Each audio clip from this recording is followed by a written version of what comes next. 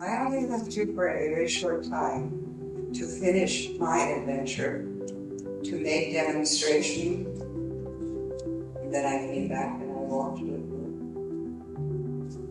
I walk with you now because I love that which you are, the experience known as the crucifixion, and to decease the body completely.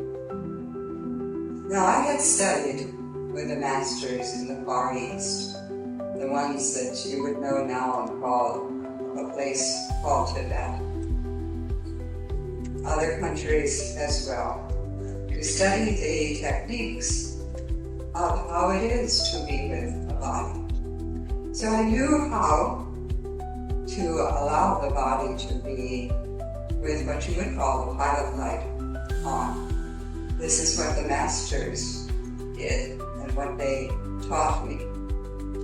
To take most of the consciousness away from the body and to leave the pilot light on and to travel with the consciousness to other lands.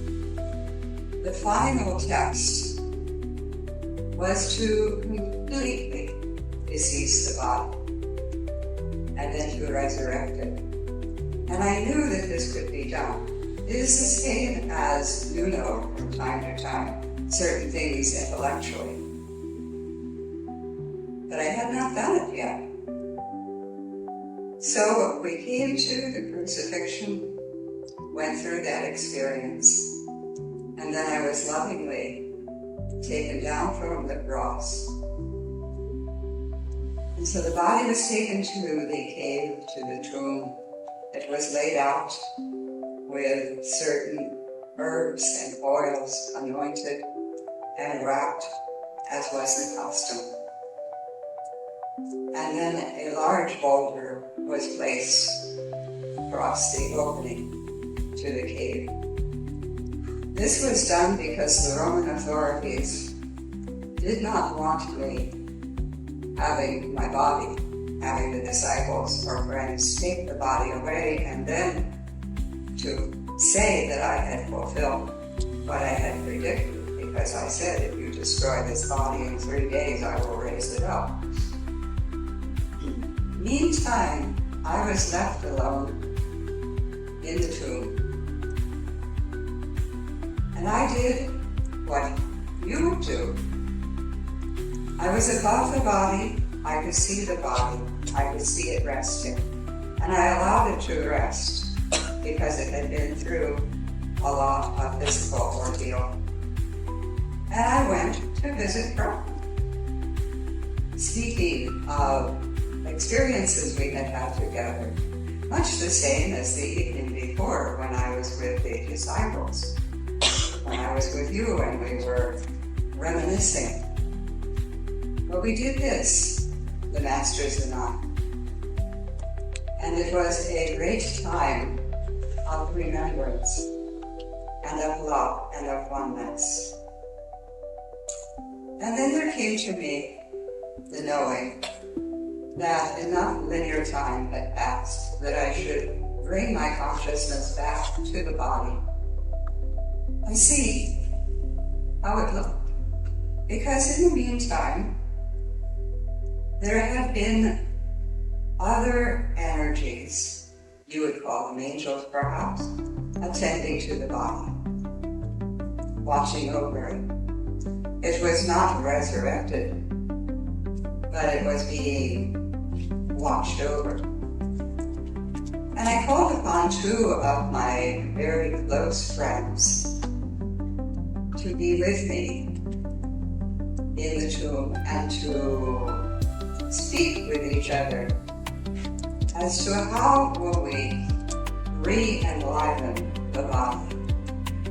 And so with Elijah and Moses, we sent to the body, which you would call now, you have in your CPR, it is called, where if the heart has stopped beating, you have the electric paddles that are put on and will jumpstart the heart. Well, we did that without the paddles. we sent the laser energy to the body. And the heart started beating, and the breath came down. And I said to the energies with me, the good friends, let us help the body up. Let us take off the wrappings, and I will again activate the body as was done before the deceasement. So I did that, and by this time it was morning.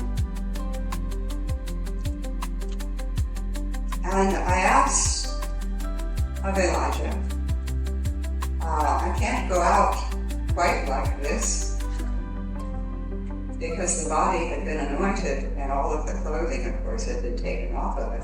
And when I took off the wrappings, I needed some clothing.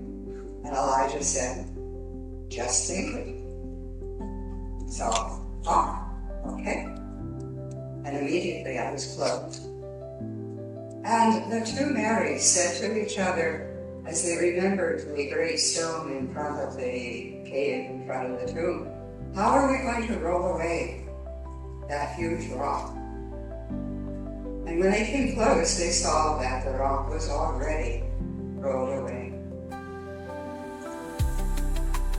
And Mary went in to see how the body would be. And the tomb was empty. And she cried because she felt that someone else had come earlier and had taken my body away. I had made myself invisible to watch to see what would happen. But when I saw that she was weeping and that she was sorrowful, I made myself visible to her, at least what I thought would be visible. But I forgot to turn down the light of it. And she saw me first as an angel. So I had to adjust to the new energy. And I said to her, woman, why weepest thou?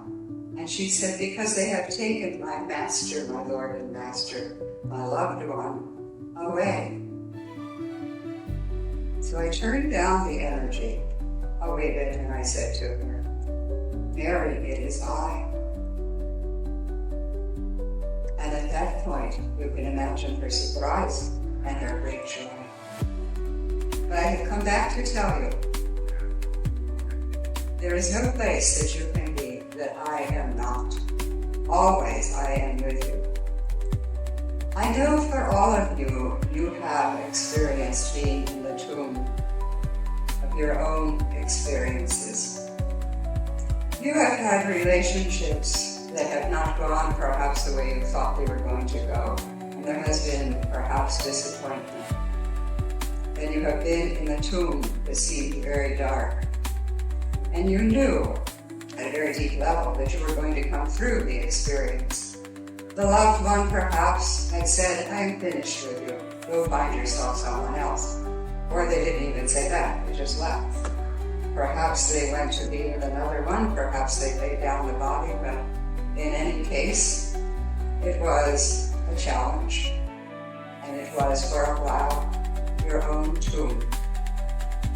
And you knew intellectually that you could resurrect yourself, and that you could go on and find happiness. But at that point, you were still in the tomb of your own experience. And you wondered, how do I get out of this tomb? Then you took stock. Who am I? What can I do? What have I done in the past? What can I do to arise out of this tomb? And you have done it. You have come through great challenges.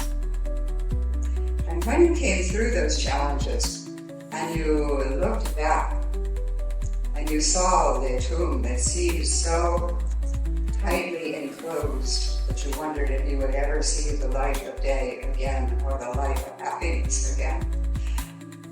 There was such exhilaration that truly, if you had had the picture taken, photograph taken at that moment, your light would have filled. The aura would have been quite large because, oh my goodness, I did it. I came through it. So you have all had the tomb experience. Some of you have already experienced in physicality the tomb. Not only emotionally, but in physical.